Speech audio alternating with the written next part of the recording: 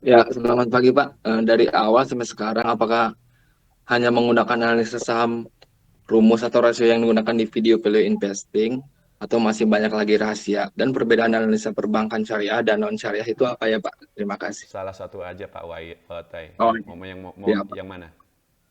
Yang dari awal sampai sekarang aja Pak. Saya tanya dulu. Mohon maaf, namanya Pak Wautai? Iya Pak. Oke, Pak Wautai, rumus apa yang Pak Wautai baca di video value investing? Rumusnya apa aja sih?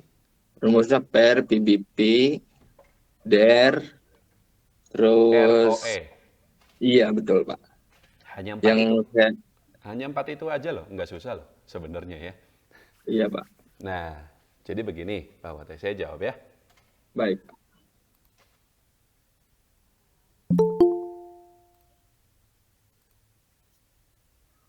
Bapak Ibu sekalian, saya belajar saham itu secara otodidak, hanya dari pengalaman. Banyak yang bertanya, Pak Teguh ada latar belakang pendidikan finance? Enggak, dulu kuliahnya di akunting, magister bisnis, manajemen, ekonomi, enggak saya bilang. Meskipun ya latar belakang pendidikan saya memang ada hubungannya sedikit ya.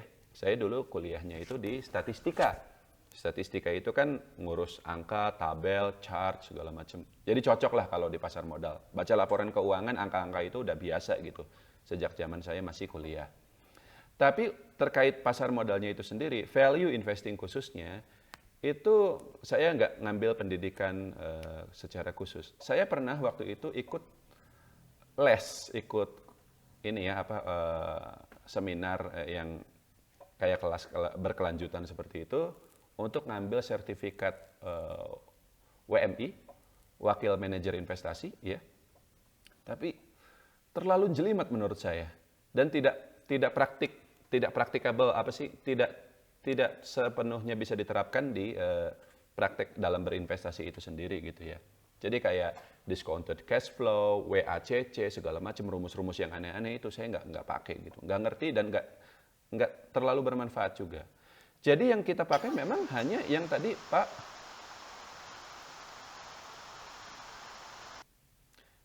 Pak Wautai sebutkan ya, bahwa ada price to earning ratio. Jadi valuasi itu ada dua nih, price to earning ratio, lalu price to book value (PBV).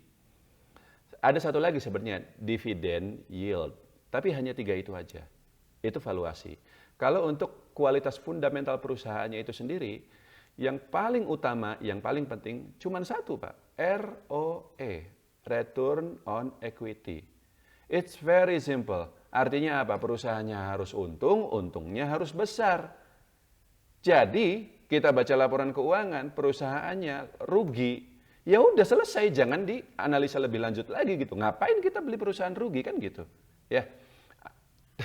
Makanya ini kadang saya nggak ngerti orang yang berdebat perusahaan-perusahaan teknologi unicorn ini katanya masa depan. Lo jelas-jelas perusahaannya rugi mau ngomong apa kan gitu. Itu aja sebenarnya gitu ya.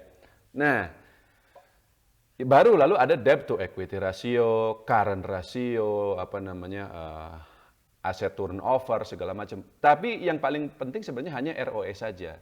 Kalau ROE-nya bagus kita cek lagi laba perusahaan itu asalnya dari mana? Operasional bukan, one time atau berkelanjutan. Begitu. Nah, jadi ini dasarnya Pak Wautai. Ya.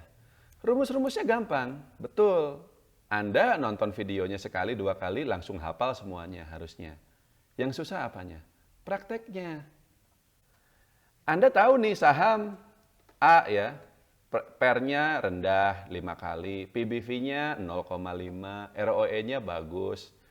Tapi tunggu-tunggu udah beli kok nggak naik-naik, kok malah turun gitu kan. Habis itu bingung sendiri. Udah gitu Anda baca lagi apa namanya perusahaan ada saham lain nih ya yang labanya rugi, tapi kok sahamnya naik terus gitu ya. ROE-nya kecil nggak jelas, tapi kok harga sahamnya naik terus.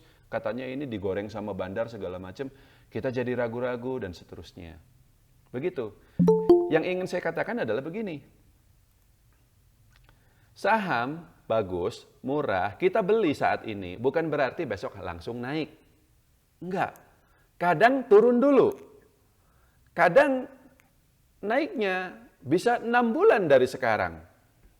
Hal-hal itu yang bikin investasi saham itu sederhana, ngitung-ngitungannya, PER, PBV, ROE, sederhana. Tapi tidak mudah. Ya, sederhana dan mudah itu dua hal yang berbeda loh. Simple and easy kan. Simple, yes. Easy, no. Nggak gampang. Nggak gampangnya di mana? Di bagian nunggunya, di bagian kita, itu tadi yang saya sebut, ROE-nya gede, ya kita harus cek lagi labanya itu sebenarnya asalnya dari mana sih? Dan kalaupun misalnya labanya gede, ya kita harus cek masa lalu bagaimana, apakah konsisten labanya gede terus, lalu prospek ke depan kira-kira bagaimana? Kira-kira perusahaan batu bara nih contohnya ya, perusahaan batu bara contohnya, saat ini labanya gede-gede semua tahun 2022 kemarin. Tapi apakah tahun depan kita bisa bilang bahwa labanya akan gede juga? Kan enggak. Kita harus memahami bahwa kinerja PTBA dan kawan-kawan dipengaruhi oleh harga batu bara internasional. Artinya apa? Artinya kita harus paham industrinya. Kalau kita mau beli saham BCA, kita harus paham industri perbankan itu seperti apa. Kita mau beli saham Agung Podomoro Land, kita harus mengerti sektor properti seperti apa. Artinya kita harus meluangkan waktu untuk baca-baca laporan tahunan, public expose, laporan keuangan dari perusahaan-perusahaan yang bersangkutan. Itu perlu waktu, itu perlu investasi waktu. Anda harus meluangkan waktu gitu, jangan bilang sibuk terus. Malam sebelum tidur baca-baca, agar Anda mengerti, Anda punya gambaran terkait perusahaan kinerja ke depannya bagaimana. Jadi, Pak Waltai dan teman-teman yang lain, rahasianya apa? Seorang investor bisa profit konsisten dalam jangka panjang. Satu, mereka paham dasarnya bahwa value investing itu begini begitu, PER itu pengertiannya begini, PBV pengertiannya begitu. Kedua, dia meluangkan waktu, menginvestasikan waktu untuk praktek, untuk menggali pengalaman. Yang bagian ini yang saya perhatikan teman-teman investor itu jarang yang melakukannya. Banyak orang yang sudah bertahun-tahun di pasar modal, baca laporan keuangan aja nggak bisa. Dan bukan nggak bisa, nggak mau. Sibuk katanya. Langsung lihat data yang di RTI aja. Atau langsung, Pak Teguh aja lah, Pak Teguh beli saham apa nanti saya ikut gitu. Ya kalau bisa begitu saya juga mau ya. Kita nggak usah capek-capek gitu nganalisa segala macam. Nggak bisa begitu Pak, tapi Pak. Kita harus, itu tadi ya. Investasi paling mahal di saham itu sebenarnya di waktu Pak. Kita mau modal kita 10 juta, mau modal kita 100 juta, 1 miliar, itu sebenarnya nggak ngaruh. Sama aja bohong kalau kita tidak mengerjakan PR-nya. Apa itu? Baca laporan keuangan, menganalisa perusahaan secara mendetil, sehingga kita tahu kinerja perusahaan kira-kira ke depannya bagaimana, dan seterusnya. Jadi rahasianya adalah kenapa para profesional seperti kami gitu ya, balik lagi ya, apakah Pak Teguh nggak pernah rugi? Wah sering Pak kalau rugi, sering Pak. Sampai sekarang sering. Kalau IHSG turun, ya saham kita turun. Kita nggak bisa apa-apa begitu. Tapi kenapa setelah jangka panjang dirata-ratakan, ya kita profit. Kita profit loh. Ada tahun-tahun di mana kita rugi, ada tahun-tahun di mana kita untung, tapi kalau dijumlahkan, dirata-ratakan, maka kita selalu untung. Di atas kenaikan IHSG setiap tahunnya. Yang saya sebut dengan beat the market itu. Nah itu rahasianya apa? Karena kita mengerjakan PR-nya Pak. Enggak begitu lihat PER, PBV, oh ini bagus, ini murah, selesai. Enggak begitu. Kita analisa lebih dalam perusahaannya, baca laporan tahunannya dan seterusnya. Sehingga kita cukup yakin bahwa ini memang bagus, baru kita beli sahamnya dalam jumlah banyak. Lalu mau naik, mau turun, enggak apa-apa. Kan kita cukup yakin ini bagus. Kita hold saja, begitu dia udah naik banyak, baru kita misalnya bisa profit taking. Sudah cukup Pak Waltai? Cukup Pak, terima kasih Pak. Lanjut ya.